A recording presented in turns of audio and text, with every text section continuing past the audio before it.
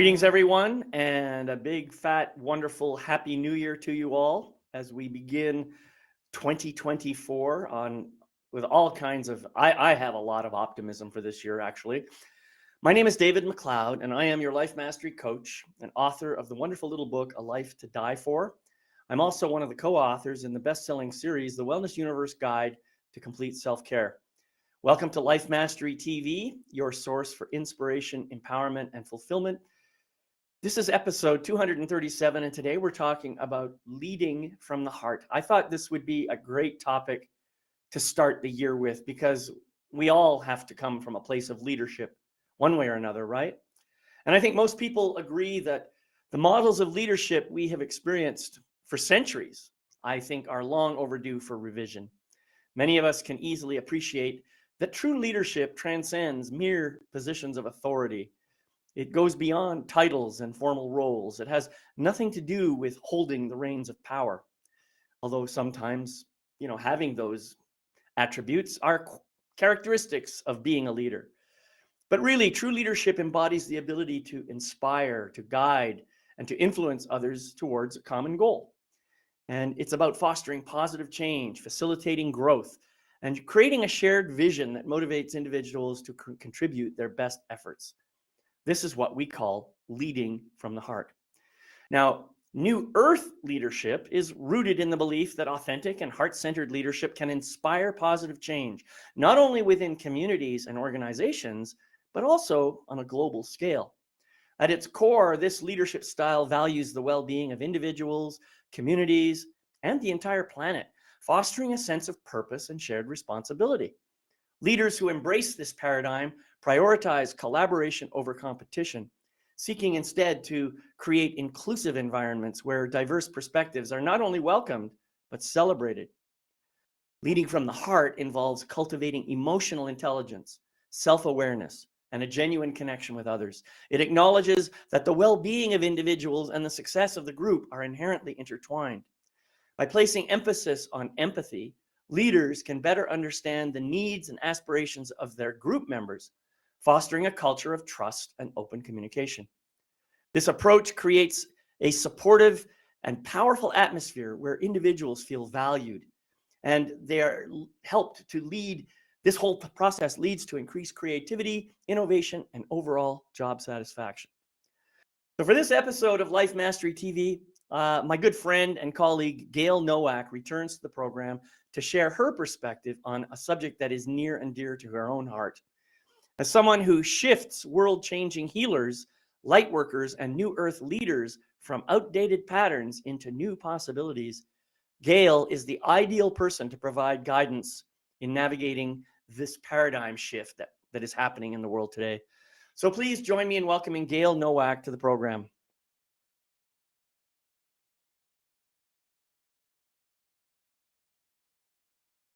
Well, welcome, Gayle. There you are. Here I am. Thank you again for joining me, especially on short notice. I really appreciate having you here. Yeah, thank you for having me back on the show. I'm excited to talk about this with you. Yeah. And I do, as I said, I know this is something that's near and dear to your heart.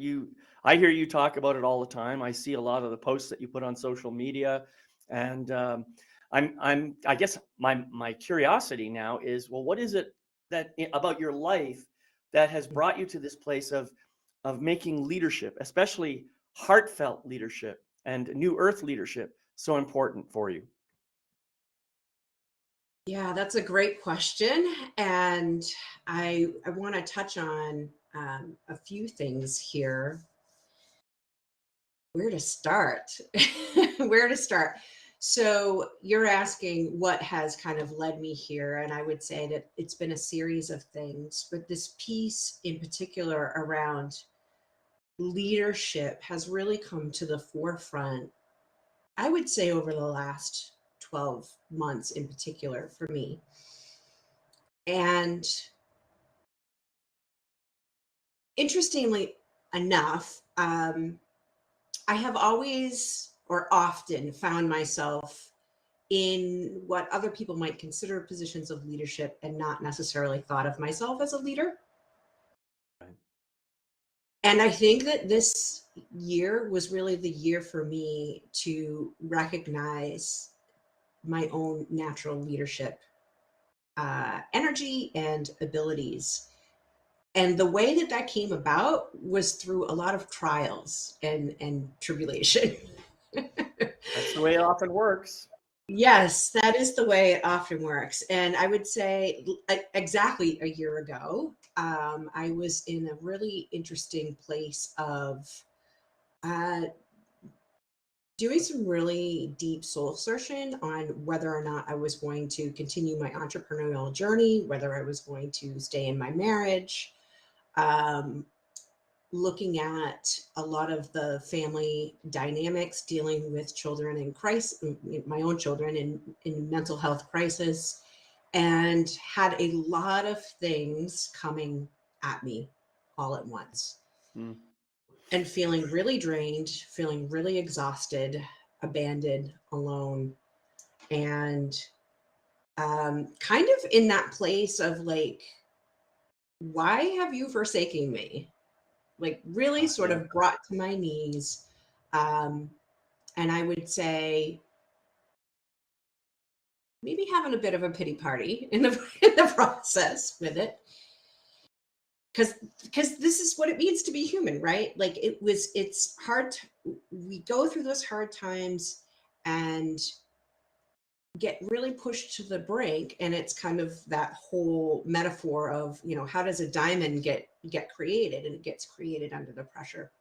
And Right. really having come to the other side of that a year later and being able to look back, I can see how this was really setting me up for, number one, like upgrading my energy through chaos. And by the way, I'm not the only one who's experienced this in particular in 2023. I've Oh, of talked course. to a Yeah. variety of people who have said the same thing, different details, but very similar experience of these energetic upgrades through the chaos of past years, past year and past years. And so there's something that's a tiny bit soothing, in knowing that you're actually not alone, and that there's quite a few people going through something similar. And so part of this for me is really recognizing, like, how was I showing up in these places that were really testing me. And that's where I started to think about this whole idea of, oh, this is a big piece. It's not all of leadership, but this is a big piece of leadership, of how do we continue to show up from a space of love and responsibility and authenticity, uh, when all we really want to do is throw a temper tantrum Right. and lash out at the world, and lash out at God, and lash out at Right. our partners, and whoever that may be, right? Exactly. Yeah. And uh, not to say that, I'm not suggesting that we repress any of those feelings. Like, a part of my learning in this past year was to honor those feelings and to move those feelings through me, communicate as responsibly as I could, and if I couldn't, to clean up my mess Right. afterwards, right? Mm-hmm. And that, I feel, is also a piece of leadership, right? We're human. We're going to make mistakes. We're going to make judgment calls that are going to have an impact on us and others. We're going to, communicate in ways that are not necessarily, um, that can be harsh. And part of our self leadership is owning that and taking responsibility for that and cleaning it up. Mm-hmm. And so, if I really feel like, when you look at, I love that you brought up kind of the models of leadership, especially in our modern day world. We're looking at people who are powerful, people who are running the world. I'm not seeing a whole lot of that. I'm not saying it's not happening, but it's not being publicly modeled, where leaders are stepping up and they're allowing people to express and then they're listening, like truly listening, active listening, and validating Right. where those people are coming from, and owning their own side of the street of things. I'm not seeing a whole lot of that. I don't know if you are, and if you are, tell me Well, where so those spaces. let me just respond to some of what you said here. First of all, I do remember you and I, as we have developed our friendship and gotten to know each other. I do remember you sharing some of this with me privately, and last year, and and I also remember that right around this time, it might have been a little bit later in the year, I think. Um, I reached out to you to join me on my soul empowerment program. And I found it interesting that you pretty much jumped at that. I think that was kind of what your soul was calling for. So I think that's a beautiful thing. But you know, as I listen to you speak and I hear you talk about, you know, believing that you have to show up in a certain way when really all you want to do is have a temper tantrum. And I think that's a great line, by the way. All of us have those experiences. You're not alone. Everybody has that happen.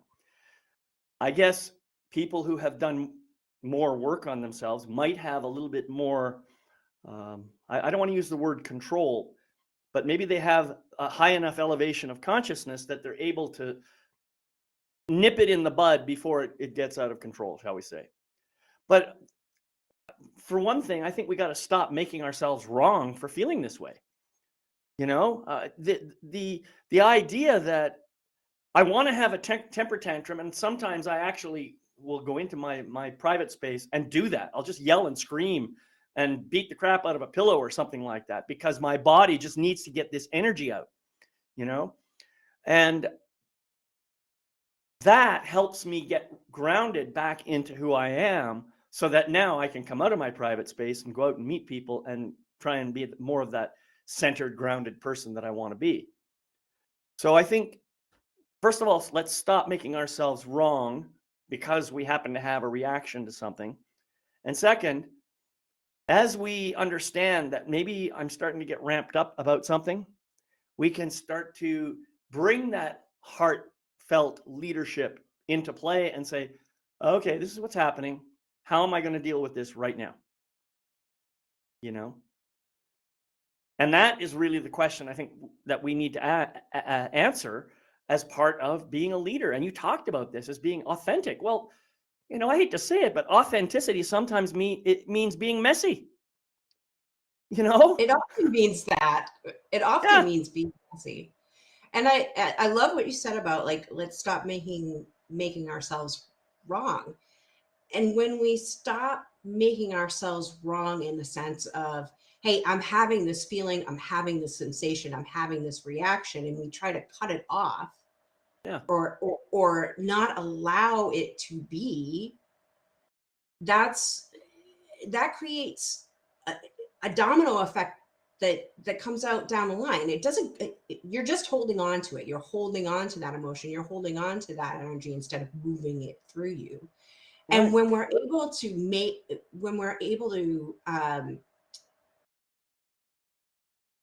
I don't want to use the words right or wrong, but for the purposes of this conversation, right? Like when we're able to accept that versus making ourselves wrong, we're then able to accept that in other people Right. and not We can make them start wrong. to And what, develop some compassion as a result. Yeah. exactly. And you're able to be with people in their own messiness, in their own uncomfortable feelings, without necessarily making it about, making it personal or internalizing it.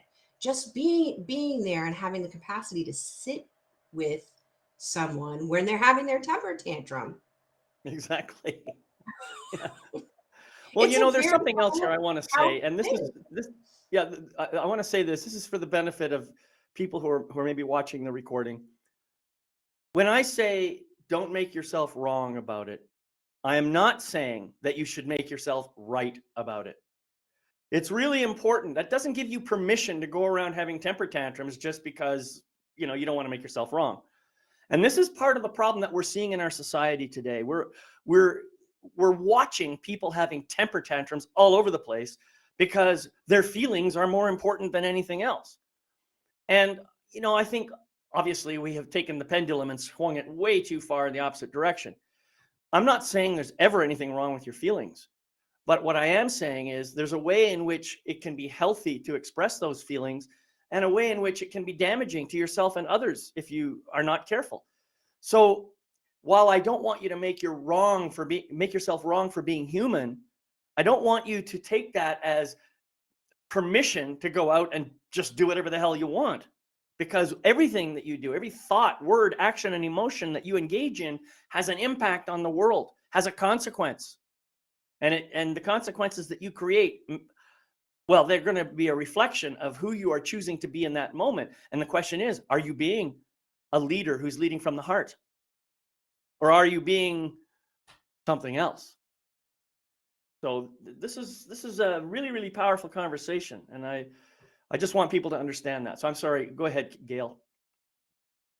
It is a powerful conversation. And it's, we're not, these are not necessarily principles that are taught, right? Right.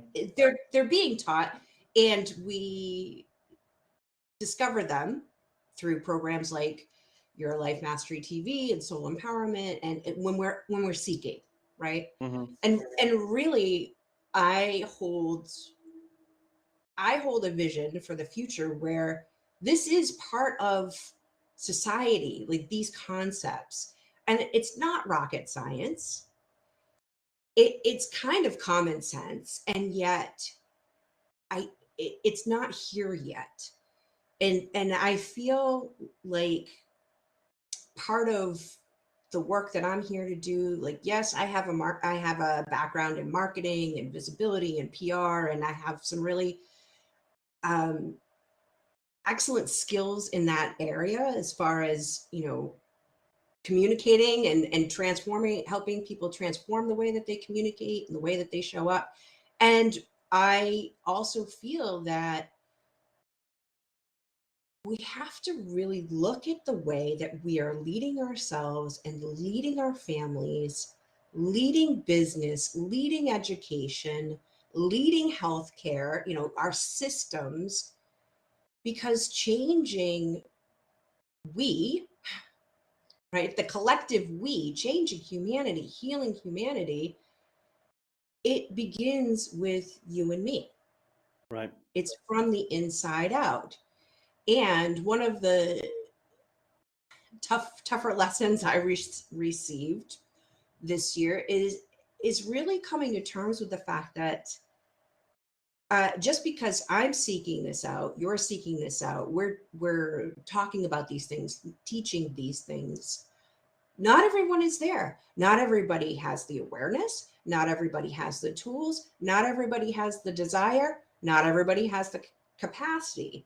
I'm interested in the awareness piece. I'm interested in reaching the people who know that what has been is no longer working for them. That's right. Yeah. And to really share this message that another way is possible when you are able to let down your guard, open your heart, and really commit to, I would say, really commit to healing and really commit to being radically honest with yourself and going within and looking at how you're showing up now, what you want, what you actually, your true heart's desire, and what it's going to take to close that gap. And to me, that's redefining leadership. Yeah, that's beautiful. That's beautiful. I think one thing that I have observed in my life and have not always been aware of is the fact that there are always people or situations or circumstances or whatever you want to call them that are just kind of holding up a mirror and showing me how I am being. And in my early stages of life, my typical response whenever I became aware of that reflection was to try and smash the mirror rather than to acknowledge what I was seeing in the mirror. And in a way, I think what I was trying to do, maybe on a deep psychological level, was to smash the image of myself that I was seeing in that mirror.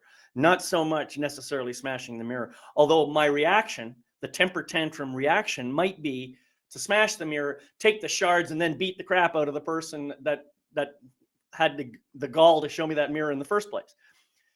But now, when I see a reflection of how I'm showing up, there's a whole different way of responding to that now for me. And that is, I think, oh, wow, I really did that. That's me showing up in my lower self. That's me showing up in my ego mind. That's me showing up in a way that I really don't enjoy anymore. And yet, there's a part of me that's still addicted to that. There's a part of me that still gets some juice, out of those kinds of behaviors. My ego mind can still juice me up and get me all excited, and I realize it's like a bad drug. It's like methamphetamine, really. It gives you that temporary charge, but afterwards there's this massive hangover, and if you're not careful, then you can actually suffer from, other kinds of effects. Now, I don't know enough about addiction to say this, but this is my understanding of it. You see? So part of when you talk about awareness, what I think you're really talking about is each of us taking the time to become truly aware of who we really are, of how we respond to things in the world, and then making decisions with that new awareness about whether we want to keep doing that or whether we want to find a new way of being. And I truly believe that New Earth leadership is all about acknowledging, all right, I've made some mistakes. Great, they're done. I'm not going to do those anymore. I might still do them from time to time, but I'm not going to consciously go out of my way to do those things anymore. I'm going to instead choose a new path. And every time I find myself slipping off that path, after all, when we create ruts in a road, it's pretty hard to get out of those ruts, right? And what is a rut but just a simple practice that we've been doing all our lives? So trying to get out of that rut might take a little time. And so therefore we have to have patience and compassion and self-love in the process of growing. Yes, and it can take time. I love that you bookended that. It's a journey. It's a marathon. It's not a sprint. Right. And it takes time too. At least this has been my experience. I I agree with you about like what is showing up in our life, whether it's wanted or unwanted, is a reflection of what's within, and it's nuanced. It's not necessarily obvious what's being reflected back at you. Sometimes it takes time to decode it, and I want to be very careful about this because I found myself in the place of like having unwanted situations while also really being committed to doing this kind of work that we're talking about right now, and sort of being like, how is this still a thing? Why is this still here? And yes, some of it is like you're peeling back the layers of the onion, and sometimes you're not, you're thinking it's one thing and it's actually another thing. Mm-hmm. Right? And so it does sometimes take time, and I do, think that when we're really dealing on the unconscious level, even when we're doing this kind of work and we keep seeing similar things showing up, it's like the work is to make that unconscious stuff conscious. And so I love what you were saying about, you kind of alluded to the shadow work and sort of recognizing like, oh, I bet, I kind of get off on this. And it reminds me of a conversation we had earlier this year about a book called Existential Kink. And it's a great book, and I love the shadow work exercises that are in that book, and it really helped me start to uncover those deeper layers of my own patterns, where I was kind of hitting the wall of like, why is this still showing up? Like, I know I don't want this in my heart of hearts and soul of souls. And here it is still. And it was exactly, well, maybe not exactly, but it's similar to what you were saying, where when you have the proper tool and the proper guide, you can go even deeper. You can reveal what's hidden. And that's what was going on, where I was like, oh, I actually, like, there's a piece of me that is creating these situations, not from a conscious place, but these situations are coming up because I get off on this one piece of it. It helps me feel, for example, powerful, right? Um, and when I recognized that, then it's just like you said, like, then I had this choice of like, okay, I see this now. Do I want to keep doing it this way, or is there a healthier way for me to feel powerful? Right? Right. Especially Now, you having grown mentioned a up. book, so I just I want to did. make sure I got it right. It's Yep. Existential Kink, right? Yes. And I All can't right. remember who So wrote it, but yeah. I went Yeah. up and I grabbed it. There's a link to it. It's on Amazon. It's a book written by what's her name here? Carolyn Elliott. Yeah. And Yeah. It's a great read. She's got like really great humor. And it kind of makes like this whole idea of, ooh, the darker sides of me, like, right, no, it's not bad. It's just part of who you are. Right. And that's learning right. how to play and work with that and leverage it and use it to transmute the things, the unwanted things in your life. Right. And so there's a lot we can talk about there, but before I do, I want to just say I really loved your use of the word decode, because that's often what it takes. And I think you're absolutely right. We look at something, we see it, and we interpret what we see based on the filters that are in our system right now. And so what we think we see might not be the actual truth. And so it's important to really dive deep into what we're seeing and say, okay, is this really true? Is this really true? Is this really true? And just keep doing that. And eventually we get down to a point where it starts to resonate in the heart and you say, yep, that does seem true to me now. So that's kind of the process of decoding that I think you're referring to. That's my interpretation. But I think this is really, really important stuff. Just because we all have these unwanted, as you said, unwanted parts of ourselves. And why are they unwanted? Well, they're unwanted because we have learned somewhere along the way that some quality or characteristic of that part is unacceptable, undesirable to other people in my life. It upsets them, it gets them worried, they don't like it. And so consequently, and this almost always happens to us when we're like very young, 2, 3, 4, 5, 6, 7 years old. We're in our developmental stages and we are surrounded by, most of us have parents that claim to love us, and for the most part they appear to to love us and so forth. But when we behave in ways that they don't like, we get the message, hey, that's not acceptable. That's not okay. That's not good. And so what do? We try to not behave that way. Or, in some way we hide it, we deny it, we disavow it, we disacknowledge, whatever, and we kind of push it into the background. But we never actually get rid of it. That's the thing. It's always a part of us because we were born with it, It's a natural component of who we are. So it hides back there for a while, but it's always sneaking out at night and, in the dark and coming out and, causing all kinds of havoc. So you'll find yourself saying things like, wow, I really didn't mean to do that. Or that's not like me at all. Or some other statement that you'll say that really it's not true. Uh, that does happen. And it is like you. So just honor it, acknowledge it, say, yep, that's a part of me that I have chosen for whatever reason to disavow.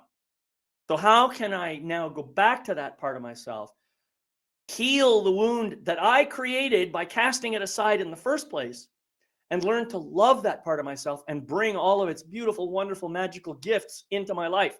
That is what shadow work is really all about. And that's kind of what we've been talking about here. And believe me, Shadow work is the one thing missing from most leadership in this world.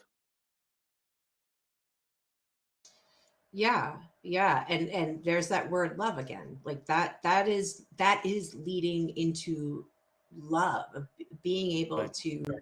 to love up those parts of yourself that you've judged or have been judged, that you've cast out, um, and really acknowledging it. You know, some of the work that I do with clients, it part of it is giving voice to those pieces that have been silenced and suppressed. Part of it is also like really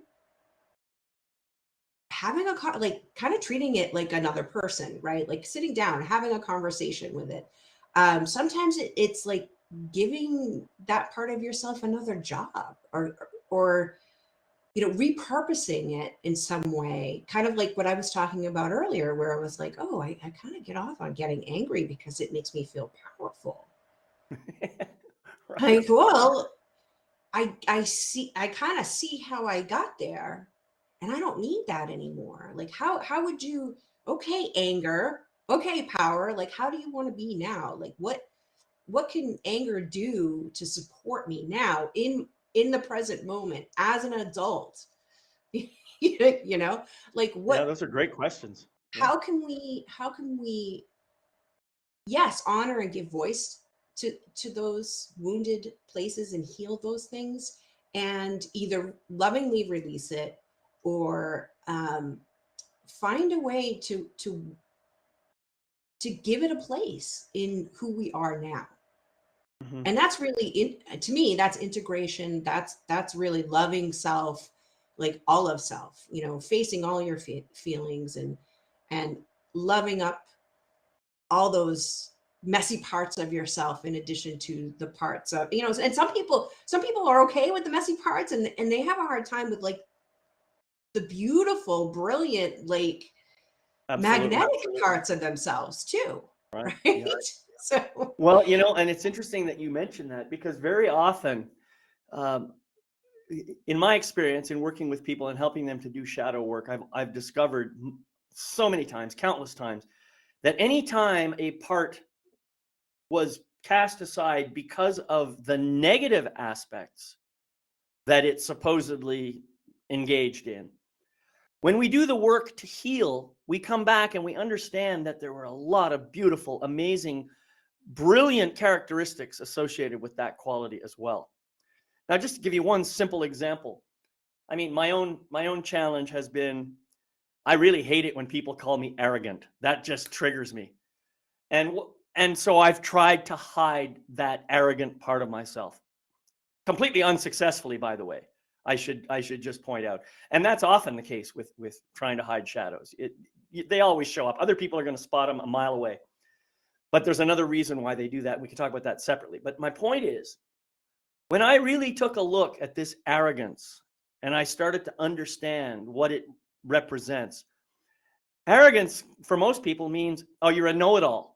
That means you know more than other people do, and you're overconfident about it. So those are two qualities of the arrogance that I noticed. And when I thought about it, and I said, well, the truth is sometimes I do know more than other people that I'm engaged with, you know? And so why shouldn't I say what I know? Why should I hide that when I'm aware of something and I'm sharing it with you? All right, so you might get triggered and call me arrogant. Well, what's that about you that gets that going? You know? Now, the other part was the overconfidence. Well, since when is confidence a bad thing? All right, maybe overconfidence might not serve you too well, but being confident and stepping truly and fully into your authentic self, please, somebody tell me what's wrong with that. So I have really, as you said, I have repurposed this arrogance. I mean, I think part of what happened sometimes, I would have an air of superiority when I shared what I know with somebody else. Now I've learned to be more humble about that, and so it doesn't show up in the same way anymore. But I can still share what I know, and I'm not saying what I know is always 100% truth. I'm just saying this is what I know, this is what I've learned, this is what I've experienced. Your mileage may vary, but let's see what happens. So I just want to put that out there and remind people that, well, we all have shadows because we all have ego minds. There's just no way we're going to get around it unless we are so enlightened that we have completely shut down the ego mind. And I don't know too many people like that, honestly. I know a lot of people who are very conscious and very highly aware, and they still have ego minds. I see that all the time. All right, so I'm not going to talk anymore about shadow. I want to get back to our topics of leadership, and I want you to talk a little bit now, unless you have a comment to say about what I was just saying. I would like to invite you to start sharing what you believe are the real qualities and attributes and well, qualities and attributes, I guess, that those are the things that I have to say of a new earth leader. Yeah, I think if you're familiar with conscious leadership, then you're pretty familiar with New Earth leadership. There's a lot of overlap there. For me, I would say there's one thing in particular that makes it different for me, and I'll get to that in a moment. But really, the qualities, the values, the characteristics of a New Earth leader is centering empathy, centering authenticity, responsibility, compassion. These are all central to conscious leadership and New Earth leadership. I feel that New Earth leadership uh, stands apart from conscious leadership in the sense that it also centers divine energy, divine flow, divine love, okay, unconditional love. And for me, like that's a whole other level. Mm-hmm. And I feel like that's sort of like a lifetime that's a lifetime journey, is really understanding or understanding I like um, that understanding. Yeah. Yeah. how to align, to consciously align with divine flow and allow that to unfold you versus sort of grasping and trying to manipulate the world around you. It's a different way of leadership than what we've seen for the last, I don't know, 2,000, 3,000 years, right? It's not about forcing and making things happen or 100% willpower. It's inspiration, it's intuition, it's listening and taking action on those um, messages that are coming from your soul, even when it's like a thing that you don't want to do or it Well, doesn't make now, as sense. you're talking about this, uh, I just did a quick search because I want to make sure I got this right. I know that Eckhart Tolle wrote a book called A New Earth. Mhm. So is this leadership model that you're talking about related at all to his book, or is there something else going on here that I'm not aware of? So yeah, I have not coined the phrase New Earth, and I have read that book. I'm not entirely sure that he speaks specifically about leadership in the book. I don't remember. He may have. Um, and I do think that he does sort of speak to these different aspects that we're talking about today. He talks a lot about the pain body and um, Yeah, right. Mhm. releasing our attachment to suffering. And Right. yes, that's definitely a piece of what we're discussing today. I don't know if he specifically talks about New Earth leadership. Right. Yeah, okay, that's fine. So Yeah. I'm understanding. Well, I mean, there's a lot of talk in various different alternative media channels now about a New Earth alliance. And some people interpret that to mean that there are extraterrestrials who live amongst us and who are helping us to elevate our consciousness. Again, I don't know what truth there is in that. I just know that there's a lot of people talking about it. Mhm. And I think that the the key point that I take away from that is the elevation of consciousness. The more we can individually work on ourselves to raise our own consciousness level, the more we contribute to the higher consciousness of all of society and all of the universe, as a matter of fact. And all of that contributes to a better world. The Yeah. more we can bring love into the picture, the better off we'll be. I mean, think about it. How often have we in our history and even recently used hatred as a way of trying to get what we want? You know, we have Yeah. wars, we have all kinds of things that we do to each other, and all of these energies emanate out of a very low level of consciousness that have nothing to do with really healing the world. In fact, they have the exact opposite effect. It's like, I think it was David Bowie who wrote a song about pouring gasoline, putting fire, or trying to put out a fire with gasoline. I think that's, I got the lyrics wrong, but I'm thinking that's exactly how we tend to approach a lot of our problems in the world. you know, Pardon me. We try to put out a fire with gasoline, and all we're doing is making matters worse. Is really what the message is. Well, if you try to heal anything coming from any energy other than love, you are going to create more pain and suffering. Period. It's just, it's a law of the universe. It cannot be superseded. Sorry.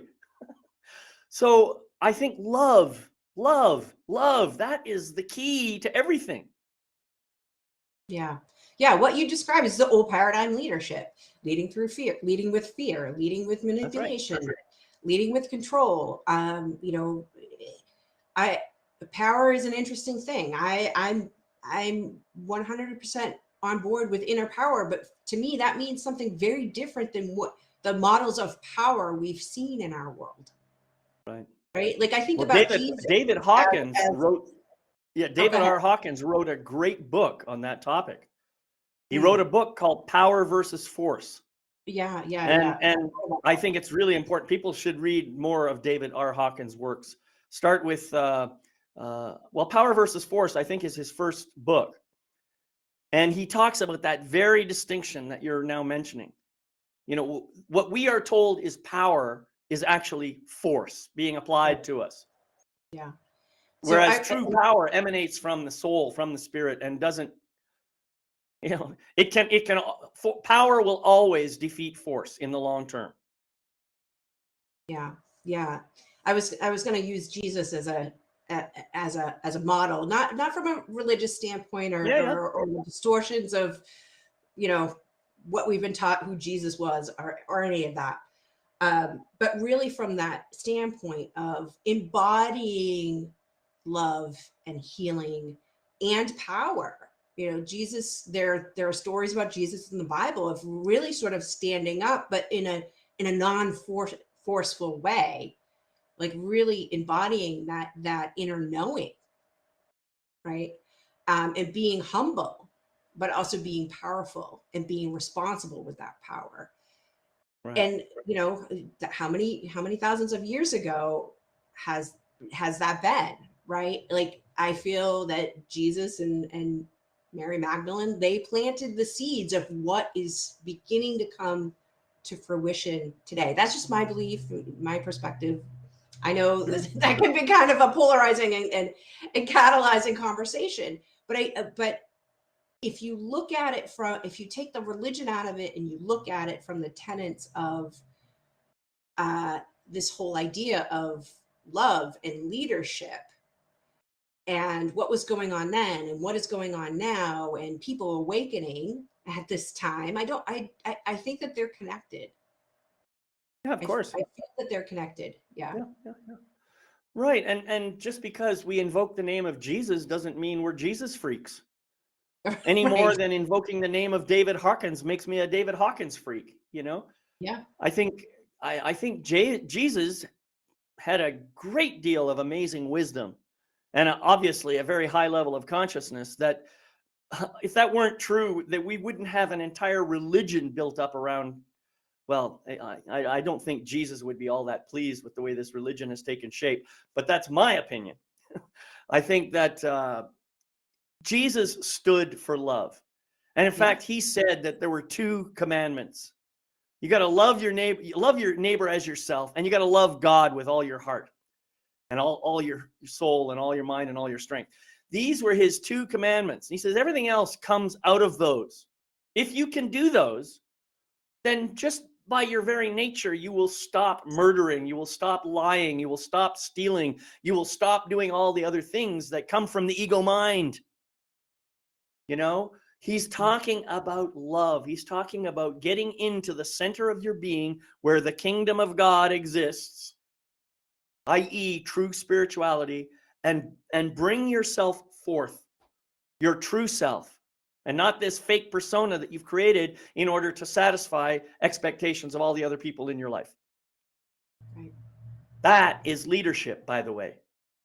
Refusing to be shaped by someone else's opinion and being willing to stand up for what you truly believe in. If that's not leadership, I don't know what is. All right. We have talked about a lot of stuff here, and we have kind of brushed up against the idea of healing. I want to take a deeper dive into healing. So talk a little bit about that and how leading from the heart eventually leads to healing. Yeah. So I I believe in order to lead from the heart, you have to be connected to your heart.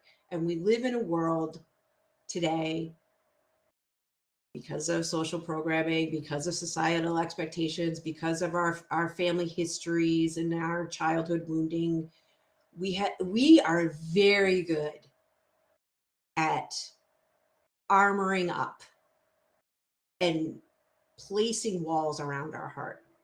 It's a survival, it's a coping mechanism, it's a survival, it's a survival pattern. And it often, this is what I've seen through my own experience and with clients, it's actually quite brilliant and strategic, right? This is where the ego mind actually helps us survive some sort of challenge. Absolutely. The point is not to carry it with you forever. Right. Right. And we don't get that memo unless we're like really doing this work. Right.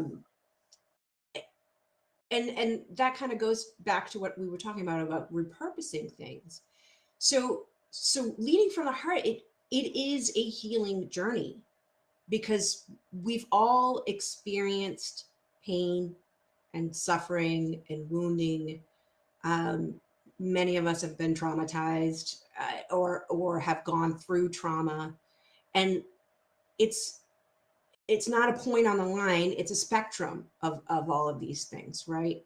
It's not a competition of like who had it worse or who had it better or any of that. Like let's just Right. call a thing a thing. It's not easy being human.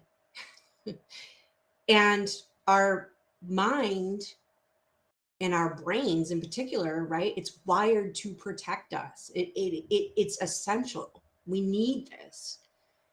We also don't have to hold on to it. We don't have to make that who we actually are. And yet we're very armored up and kind of cut ourselves off and live from the head up, and completely cut ourselves off from the rest of our physical body and emotionally as well. Right. So it's going to vary for each person, like what that healing looks like, what methods and modalities and techniques are going to work for you, how long it's going to take, and then yeah, your ego is going to jump in there and be like, it's taking too long, which is like has been my my Yeah, it's taken too long and it's never going to work. yeah, and it's never going to work.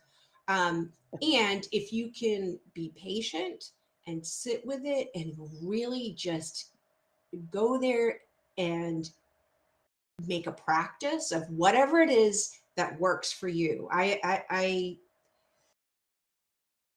don't believe that there's one thing. It's really trusting, what are you drawn to? For some people it's tapping, for some people it's ancestral clearing. Like, we also live in a world that has an abundance of ways where we can heal: physical, emotional, mental. And I say, like, follow where you feel drawn. That's where you can start. And the more you start to soften the walls around your heart, the clearer it will become. Like, oh, like, I think that this might be the next thing on my path. I also feel like you do get to a point where you've healed a lot of stuff, and it's time to get back out in the world, right? And the world will show you what's still lingering around, what you might want to take a look at. So it's not about always locking yourself up and locking yourself away from the world, although, sometimes you need that. It's also Right. about being out in the world and using contrast or even complementary experiences to help you identify, like, ooh, I think that there's some things here that maybe are coming up for healing or coming up for transformation. And it gets easier as you go along. Like, you might get some tougher trials, but it's also like your ability to move through it changes. And it feels different. But that has to start inside. We can't be out, like, expecting everybody else around us to heal and then not do it ourselves. Exactly. Yeah. Yeah. There's a lot of really good stuff here. I think one thing that people have to understand is there may be, but it's pretty unlikely that there is a one and done kind of healing process. You know, I know, just think of you break a leg, let's say. Well, the first thing you're going to do is you're going to feel a lot of pain. That just happens. But when you go and see the doctor or go to the emergency room or whatever, they will fix that and they will put a cast on it. And, you know, that's great. Now, what's left? Oh, I'm done. I got the cast on. I don't have to do anything more. No, sorry, because the cast immobilizes muscles in your body so that the bone can heal, right? So consequently, after the cast comes off, there's more work that has to be done, and a new kind of pain is going to show up.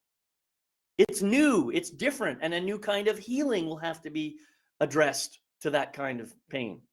So you may have to revisit an old wound, a psychological wound, an emotional wound, multiple times, and then do a little bit of healing on it. And each time you come back, you will have a new perspective about it and new awareness about what's going on. And maybe a new form of healing will come about as a result. So you end up cycling around multiple times. And each cycle brings you slightly higher in your level of awareness. And because you're doing more work on yourself, and I'm thinking more in terms of emotional healing right now than in physical healing, but the idea is the more you do on yourself, the more you are healing the world. You're healing the world, you're healing the universe, because you are an aspect of all that is. You are connected with all that is. And therefore, the pain that you are feeling now is contributing to the pain of the world. The pain that you heal now is contributing to the healing of the world. Don't ever underestimate the power that you have just by doing your own work. Right, right. And that is that spiral of healing. It's a spiral of healing for us as individuals. And when we're doing that healing work, that inner work on ourselves, those around us receive us differently. We show up differently, and things Right. start to shift. We start to, I mean, I've witnessed this in my family, doing all this inner work, and the amazing shifts. And you know what? Sometimes we don't like what shifts, right? Because people don't like us showing up more as who we truly are, and that's for them. That's for them to work out. Right. That's not for us to go back and fit in their box. That's for Right. us. Our work is like, okay, how how do I stay committed to my path and accept like they're not liking this, and I'm also not going back in the box. Exactly. Yeah. Right. So and that's part of that spiral of healing too. It's going to have an impact, and you're going to notice it, and you're going to people are going to start to treat you differently, and it's going to put you in that place of like, oh, did I do something wrong? Which brings us back to what we were what we were saying at the beginning of the show of like, Right. don't make yourself wrong. You're on the right path. It's just people are you're showing up differently. People are going to have a different response to you. See, I love that you just mentioned that, because I was going to say something about this, but I have noticed in my life, first of all, that I do not have the power or the capability to change anybody else. But what's been amazing for me is the more I work on myself, the more healing I do for myself, the more I change myself magically. It's just pure magic. All of a sudden, other people, as you say, they start interacting with me in a different way, which means they are changing too. Yeah. This is really, really critical for people to understand. So if you want to change somebody, start here, right in there. Right. That this is an absolute truism. Okay. I just want to say that. But so all of this process, all of what we're talking about here really boils down to elevating our consciousness. And then as we notice that other people are responding to us, what we're effectively doing is we're becoming more visible to them in a new way. Mm-hmm. And our visibility is starting to have an impact on others. Why don't you say a little bit more about that? Because I know this is one of your main subject matter areas of conscious visibility. Yeah. So visibility means a lot of different things to me today than it did, 10, 15, 20 years ago. I have a background in journalism, in marketing and PR, storytelling, all of these devices for business and marketing and yes, leadership, right? Leadership too, um, that are connected with promotion.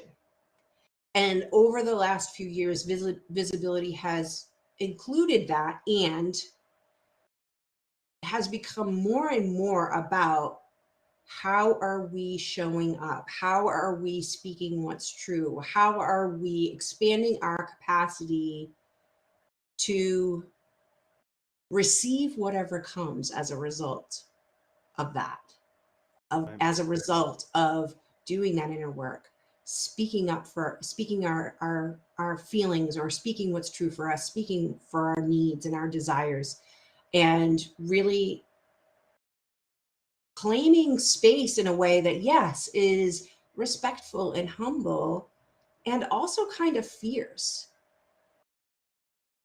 and without apology, right? Because that's coming from within, because that is what is true for who you are in that moment, and being able to receive whatever comes. It's not showing up just because you're going to get the business, or you're going to get the job, or you're going to get the date, or it's showing up that way when it's not guaranteed, when no one's looking, when the shit Right. hits the fan. Yeah. It's still Yeah. showing up that way, right? Because Exactly. that's what's true. And to me, that's conscious visibility. Yeah. Beautiful. Well, here we are, nearly at the top of the hour. It's been an absolutely fabulous conversation. I just love having conversations with you. These are, first of all, very inspiring for me, uplifting, and I hope that the people watching are getting benefit out of it too. But I don't want to just close this out without giving you a chance to say some final words and to, offer whatever wisdom you'd like to share in this moment. Mm. Thank you. Yeah, I think it really does boil down to love. This is what our world needs. And I'm speaking of love in a very vibrational frequency based way. I'm not only talking about, yes, this includes romantic love and familial love. And really it's raising your consciousness and also standing firm in that place of what is true, what is loving, and making decisions from that space versus making decisions from fear or attachment or from wounding, which will happen. So I'm not saying don't do those things. I'm not necessarily saying that. I'm saying it's going to happen. And the more that you are committed to walking this path, which I know is not for everybody, but if this is your path, you will get the hang of it. You will be able to really discern the difference of when you're in that loving space, when you're, sourced. That's source energy. Love is source energy. And you will feel the difference in your body, in the way that you're showing up, in the way that you're speaking, in your vibration, the more you do this work. And the more you do this work, the more it changes you from the inside out, the more it changes the people around you and the circumstances around you. And it's not easy. It's not easy. And it's what the world needs now. And it has huge rewards if you're patient enough to get to sit with it. So those are my kind of last thoughts on this topic. Yeah, beautiful. And I want to just say, while it may not be easy, the more you do it, the easier it gets. I'll say that. Yes. So thank you so much for being here today, Gayle. I mean, as I said, I just love having conversations with you. I think we get very, very deep very quickly. Yes. And that's beautiful. So thank you for being here. Thank you for having me. It's been a pleasure. Yeah. And to all you who are watching, I just want to say, as you contemplate the insights that we've shared in this episode, you'll find yourself connecting to characteristics of New Earth leaders, understanding the significance of love in leadership, and appreciating the role of healing in creating positive change. So embrace these concepts in your life and begin a practice of leading from the heart. Thank you all for watching today's program. And remember, you can catch the recordings of this and every other episode on my website at lifemasterytv.com. And friends, I want to invite you one more time to remember to practice my life mastery mantra every day. It just goes like this. It's real simple. I gratefully forgive the imperfect being I have been in the past. I gratefully accept the magnificent being I am right now. I gratefully welcome the evolved being I am becoming in each new moment. So until we meet again, my name is David McLeod. I am your life mastery coach, wishing you love, light, and blessings on your continuing journey. I'll see you next time on Life Mastery TV. Bye-bye.